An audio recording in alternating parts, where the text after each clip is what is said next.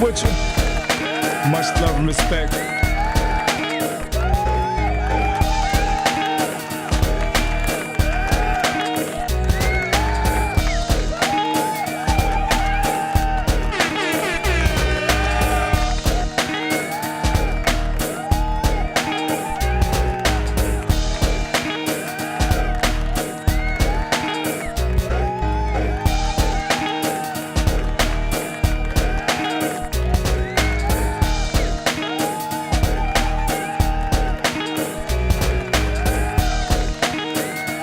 What's good with you once again?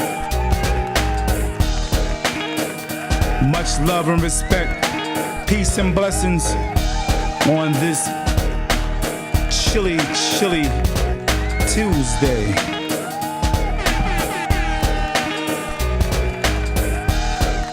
D.A.P.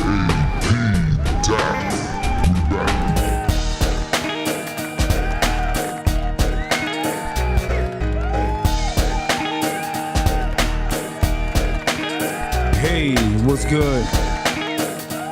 Like the page, please share the page. Appreciate you. Do me a favor, don't forget, lock in your calendar for Sunday, March 24th. Jay Allen and myself will be live at 7:30. Yeah. So y'all come through. 7:30 p.m. that is. 7:30 p.m. You see the topic right now. Yeah. Just goes to show you. They always try to say things like, the subway is safe. They constantly talk about how safe the subway is. Yeah. But in reality, it's not all that safe as they would like it to be. And we see that. Yeah. What's good with you? Much love. Thank you for tuning in. Appreciate you guys. If you can do me the favor, just like the page real quick. Share the page. YouTube, please subscribe on YouTube, David Adams Podcast. I thank you guys for that. Yeah.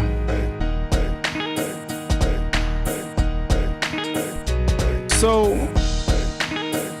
a brother gets on the train in New York,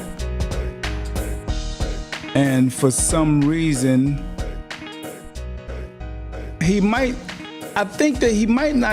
probably wasn't in the right state of mind.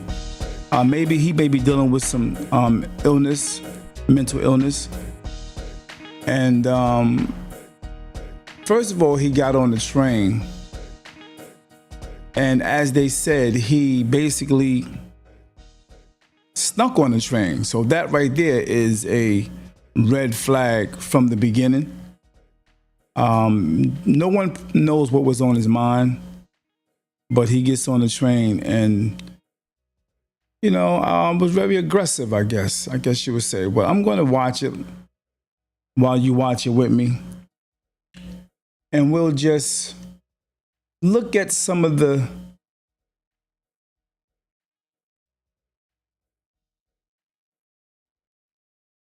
things that actually happened. Yeah, we'll look at some of these things that happened real quick. So if you didn't see it, you can check it out yourself as well and give your views on it.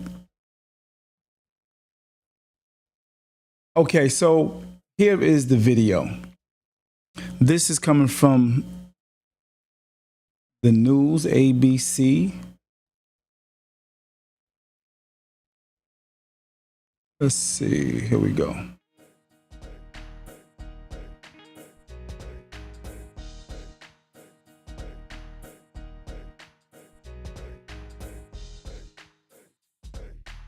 Here we go.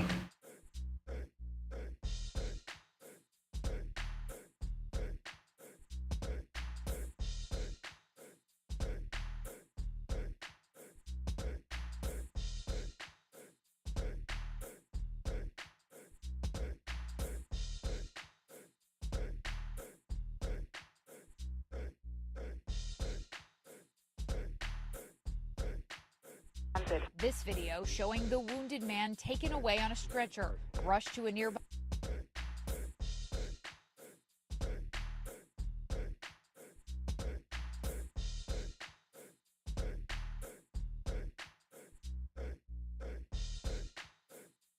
hospital in. Here we go. Investigators say he entered the subway without paying the fare, with a knife in his pocket and a handgun in his jacket. Well, that alone says everything with this young brother getting on the train, just walking through, not paying, having a knife and a gun. So he was already up to something. That's a definite red flag that the brother was up to something. Unfortunately, the brother got shot. But we'll go on and look at some of this so you can draw your conclusion. Pick a fight with another rider. Minutes later, he would pick a fight with another rider. He taunts him and threatens to beat him up for no obvious reason. The dispute escalates until the rider stands up and the argument gets physical. At one point, a woman tries defending the smaller man. Wow. So the young lady stepped in and she basically was trying to help out. And that's a blessing, man. For I don't know if this young lady was with him. From what I understand is the young man that he was beating after the argument was like 32 years old. I don't know. I think the brother that was doing the hitting was about 36. But she stepped in. And I want to commend the sister for stepping in. Because this guy was the aggressor. Bottom line, he was the aggressor. He was agitated, angry, upset, started arguing with this young brother. And she definitely stepped in. Like I said, I don't know if she was with him. I don't know if she was a friend, boyfriend, husband, family, a relative, or just this person that was standing by. She stood in and backed him up, and she started stabbing dude. And I think that's what really got him up off of that dude, because he probably would have punched that dude unconscious because he had him down. Here we go. By stabbing the attacker across the back. Yeah, you see how she did that? She did it real quick. And tries defending the smaller man. She stabbed him twice. Real quick. Bang, bang. And then she made it seem like she ain't do nothing. Across the back. Moments later, he becomes enraged. He pulls a gun from his jacket and approaches the two of them. The rest happens out of view. See, he definitely wanted to do something to somebody that day. So just being enraged and getting angry with somebody on the train, he had intentions on doing something. He wanted to take something out on somebody that day. Because the thing about it is, why would you pull a gun out if you are not threatened in the way? Well, I can understand, him pulling out because the girl stabbed him. But you was the aggressor. Come on, man. You was all over that dude. Although she had a weapon, you didn't have to pull a gun out. That's hard. It's kind of hard right there. That's kind of, because she had a weapon, poked him up 2 times. But she was definitely trying to get you up off of her friend, relative, or boyfriend or husband. And that did it, because you got up off it. You got up off him and you felt that blood. And then he started going towards her.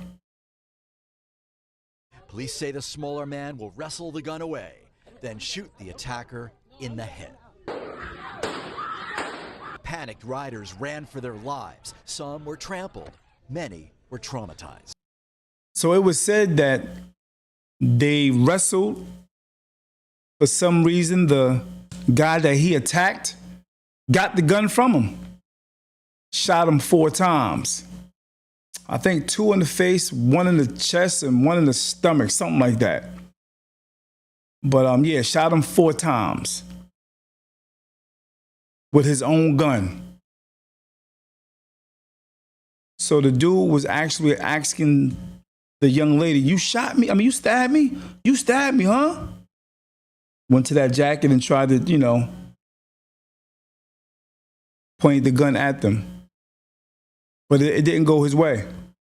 People were becoming frantic. People were praying, huddling on top of each other, hugging each other, trying to reassure one another that everything was going to be okay, but it didn't feel like that in the moment. The wounded man was rushed to the hospital where trauma surgeons would save his life. Prosecutors say the man who shot him will not be charged. Evidence of self-defense, said a spokesman, precludes us from filing any criminal charges. Hey, self-defense. What y'all guys think about that? I mean, he will not be charged because even though he shot him, he was taking up for himself. Because at that moment, it would have been him and the young lady. It would have been himself getting hurt, shot, or killed, and the young lady. So he may have did the right thing. And in reality, I don't feel bad for the brother. My opinion, I don't feel bad for the brother because he was definitely the aggressor. So he ran into the right one. Again, luckily, the young lady stepped in, so backbone right there. Against the shooter. It happened despite the largest deployment of police manpower in the transit system in decades. Last week, the National Guard began conducting random bag checks at major rail terminals. Arrests for fare evasion are up dramatically this year. On average, nearly 24 every day. Police officials say most people who commit crimes or carry weapons don't pay the fare. Small things as walking through an exit gate or emergency gate, hopping over the turnstile, lead to big things. The mayor has insisted the deployments will not only make New Yorkers feel safer, they will actually be safer. A theme he repeated on Eyewitness News Up Close to air on Sunday. The goal is the omnipresence of our police officers. Because of that omnipresence, we were able to make a quick apprehension in the area and prevent other people from being a victim of some form of a shooting. Now, the mayor and NYPD commanders admit that officers were not on board that train, but they were on the platform when the train rolled into the station. The wounded man remains in stable condition. Charges against him have not been announced, and police are still seeking the woman with the knife who stabbed him. Live tonight in downtown Brooklyn, NJ Burkett, Channel 7, Eyewitness News. Yeah, and I hear that the police got there quick. In no time, even some of the police actually heard the shooting. But they rushed him to the hospital real quick. And he didn't die. He survived. He's in critical condition. That's a blessing that he didn't die.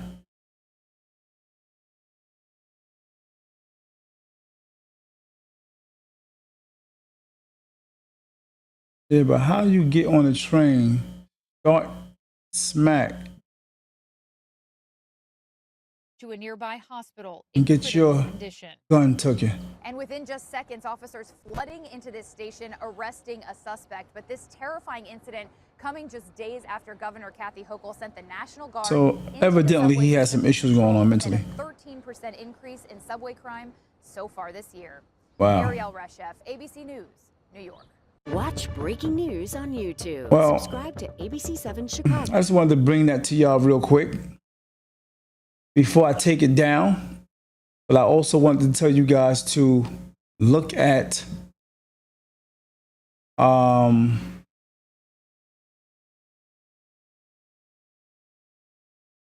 stay tuned for Sunday.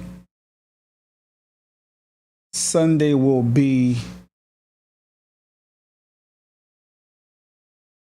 myself and Jay Allen. We're going to be discussing part 2 of how do you process losing a loved one. 7:30, I need y'all to tune into that, 7:30. And we're going to go into what do you do? What is the things that people do when you lose someone, whether it's 1 year, 2 years, 25 years? What were the things you did to better yourself, to heal yourself? What are some of the things? What was your routines? What was your healing process? That will be discussed Sunday at 7:30. So I appreciate each and every last one of you to be a part of that particular show Sunday at 7:30. If you can do me that favor, and when you do come in, share, like the page. You can call in your comment. You can call in what you want to say, so you don't have to do all that typing. You can call it in if you like, or you can just put it on the comment board. But Sunday will be the day, 7:30 p.m. I'll be looking for you guys to join in that conversation. Real talk. Much love and respect. I thank each and every last one of you for chiming in for tonight. Thank you. Peace. Blessings.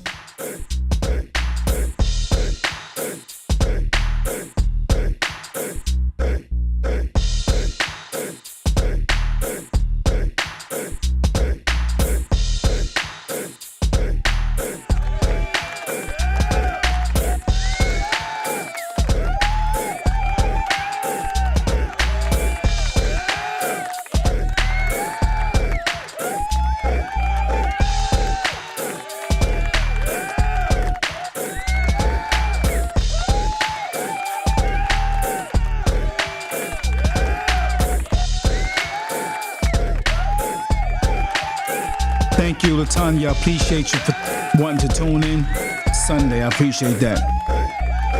Sunday, 7:30. What's good with Sharonda? Peace and blessings, Charlene. Miss Jones, Auntie, how you feel? Much love and respect to you.